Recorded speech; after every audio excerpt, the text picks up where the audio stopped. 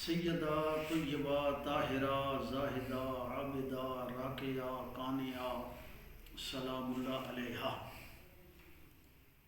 آپ کی شان ہو، آپ کے شہزادوں کی شان ہو، یا پھر آپ کی اولاد پاک میں سے ائمہ اہل بیت ہوں، وہی شخص بیان کر سکتا ہے جس کا ایمان بڑا قوی، بڑا مضبوط اور محبت کے اس درجے پر ہو کہ جو محبت کا آخری درجہ کراس کر کے عشق کے درجے میں جب بندہ پہنچتا ہے۔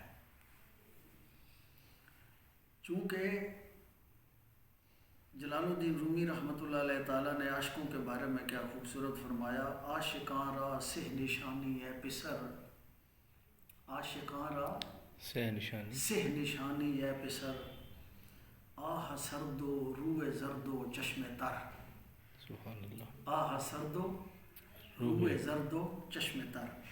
اور جب انسان اس صف میں شامل ہوتا ہے تو پھر ان ہستیوں کی شان بیان کرنے کے حوالہ سے، گفتگو کرنے کے حوالہ سے اس کے اندر جو ایک امتیازی خصوصیت پیدا ہوتی ہے، آہ سرد ہو، وہ ٹھنڈی سانسیں لیتا ہے،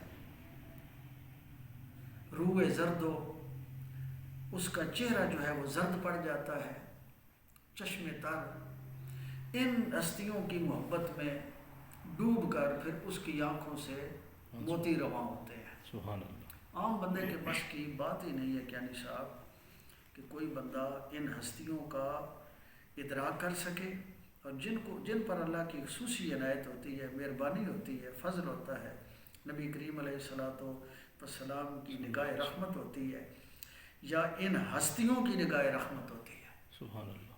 ہمارا یہ ایمان ہے کہ جو بھی انسان کا معاملہ حل نہ ہوتا ہو تو وہ سیدہ زہرا طیبہ طاہرہ آپ کی بارگاہ میں جو ہو سکے درود و سلام ہو سکے، قرآنی آیات ہو سکیں، نوافل ہو سکیں، پڑھ کر آپ کی روح کو ایصال ثواب کر کے اللہ کی بارگاہ میں التجا کرے تو اللہ پاک اس کی دعا کو رد نہیں فرماتے۔ سبحان اللہ، سبحان اللہ۔ اور اس میں بے شمار ایسی چیزیں ہیں اللہ کے فضل و کرم سے تاریخ بھری پڑی ہے جن لوگوں نے فائدے اٹھائے، اور ان میں فائدہ اٹھانے والوں میں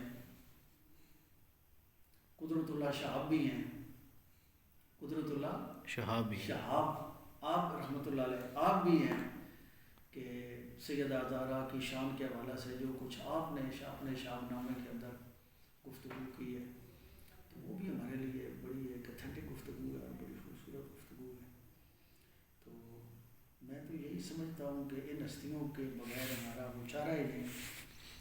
جس طرح امام شافعی نے فرمایا تھا، لی خمسۃ لطفی بہا حر الوباء الحاتمہ، اس قیامت کی گرمی کے اندر میرے پاس تو 5 کا ہی سہارا ہے۔ سبحان لی اللہ، خمسۃ، میرے لیے 5 ہیں، سبحان اللہ، المصطفیٰ والمرتضیٰ وابناہما والفاطمہ۔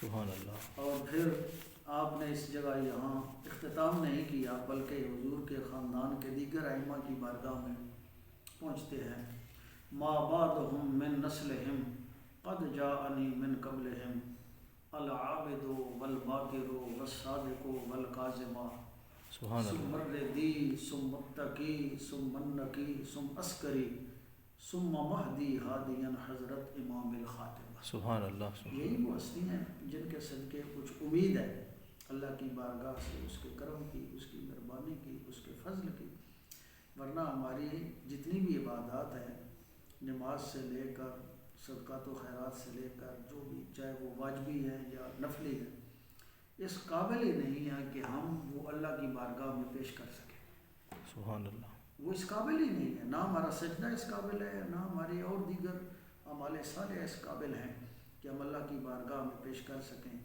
ہاں اتنا ضرور ہے کہ ان ہستیوں کا وسیلہ پیش کر کے کہ مولا ان کے صدقے ہماری نمازیں قبول کر لیں، مولا ان کے صدقے، حضور کے خاندان کے صدقے، صحابہ کے صدقے، صحابہ کرام رضوان اللہ مجمعین، حضور کے جو عشاق ہیں ان کے صدقے، اولیاء کاملین کے صدقے، ہمارے پاس اور تو کچھ نہیں، ان کے صدقے یہ اللہ ہمارے اوپر کرم فرمائے گا انشاءاللہ توفیق عطا فرمائے. آمین.